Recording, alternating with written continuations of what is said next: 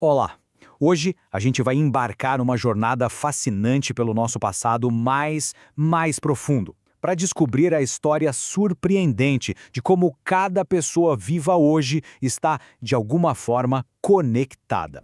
E a nossa exploração começa com uma pergunta que parece quase ficção, né? Será que é mesmo possível que toda a humanidade, todos os 8 bilhões de nós, consiga traçar a sua linhagem até uma única mãe ancestral? Parece incrível, mas vamos ver o que a ciência tem a nos dizer. Para começar, vamos seguir a primeira trilha de evidências. As pistas que os nossos ancestrais deixaram para a gente, enterradas bem fundo no registro fóssil. A nossa história como espécie, Homo sapiens, começa aqui, há cerca de 300 mil anos. Essa é a idade do fóssil mais antigo que já encontramos, lá em Jebel Irhoud, no Marrocos. Esse aqui é o nosso ponto de partida, a primeira evidência concreta de humanos anatomicamente modernos. Mas, naquela época, existiam vários outros tipos de hominídeos, como os neandertais. Então, como é que os paleoantropólogos conseguem ter certeza de que esse fóssil é um ancestral direto nosso? A resposta está na nossa anatomia. O Homo sapiens tem uma testa mais vertical, sabe? Diferente da testa mais inclinada de outros hominídeos. E essa mudança, que parece pequena, na verdade, abriu espaço para um cérebro com formato diferente. Os cientistas acreditam que isso foi a chave para uma comunicação mais complexa, para um pensamento simbólico. E junto com dentes menores, essas são as assinaturas que nos definem. Ok, isso nos leva para a próxima grande questão. Se a nossa espécie surgiu na África, como é que a gente acabou em todos os cantos do planeta? Como essa jornada épica aconteceu? Bom, não foi uma decisão do dia para a noite. Vários fatores bem poderosos nos empurraram para fora do nosso lar original. Primeiro, o estilo de vida de caçador-coletor. A gente estava sempre em movimento, seguindo os rebanhos. Depois, a pressão do clima era enorme, com eras glaciais e secas que mudavam tudo. E aí, o empurrão sinal pode ter sido um evento catastrófico. A supererupção do vulcão Toba, há uns 75 mil anos, que mergulhou o planeta num inverno vulcânico e tornou a sobrevivência uma luta ainda maior. E foi assim que a grande migração começou. Se a gente seguir essa linha do tempo, vemos que há uns 70 mil anos, um pequeno grupo saiu da África e se espalhou pela Ásia. 50 mil anos atrás, os descendentes deles já tinham feito a incrível viagem por mar até a Austrália. Uns 5 mil anos depois, eles entraram na Europa, onde encontraram os neandertais. E a etapa final foi cruzar para as Américas, há mais ou menos 15 mil anos. E pronto, a nossa expansão global estava completa. Olha, o registro fóssil conta uma história bem convincente, mas a prova mais definitiva de todas está escondida num lugar que a gente nem imagina, dentro das nossas próprias células. Esse aqui é o DNA mitocondrial, ou mtDNA. É um tipo especial de DNA que fica nas mitocôndrias, que são como as usinas de energia das nossas células. O ponto-chave é o seguinte: ele é passado diretamente da mãe para todos os filhos, sem nenhuma mistura com o DNA do pai. Pensa nele como um sobrenome genético que só passa pela linhagem feminina, uma herança direta.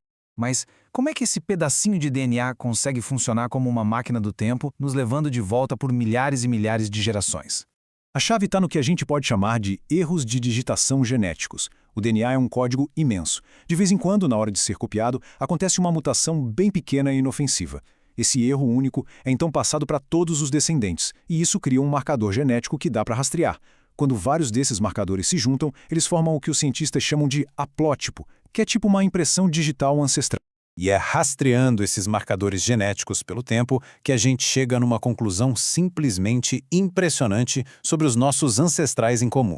Ao seguir esses marcadores de volta no tempo, os geneticistas descobriram uma coisa incrível. A linhagem materna de toda e qualquer pessoa viva hoje, por uma linha ininterrupta de mães, converge para uma única mulher. Os cientistas deram a ela o nome de Eva mitocondrial.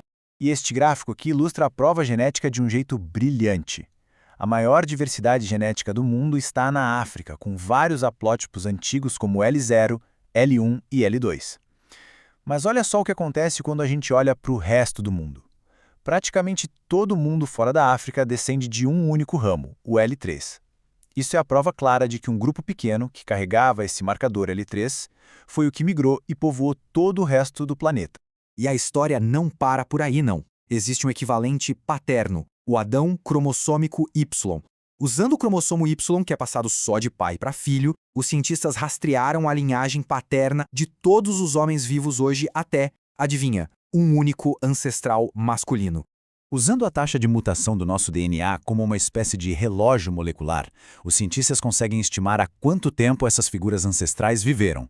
E a estimativa atual coloca tanto a Eva mitocondrial quanto o Adão cromossômico Y há mais ou menos 150 mil anos, o que coloca os nossos ancestrais comuns mais recentes numa janela de tempo surpreendentemente recente. E agora a gente junta tudo. É aqui que essas duas linhas de evidência que pareciam separadas, os ossos na Terra e o código no nosso sangue, se encaixam perfeitamente para contar uma única e coerente história humana. E aqui vem o ponto mais importante de todos, para não ter confusão.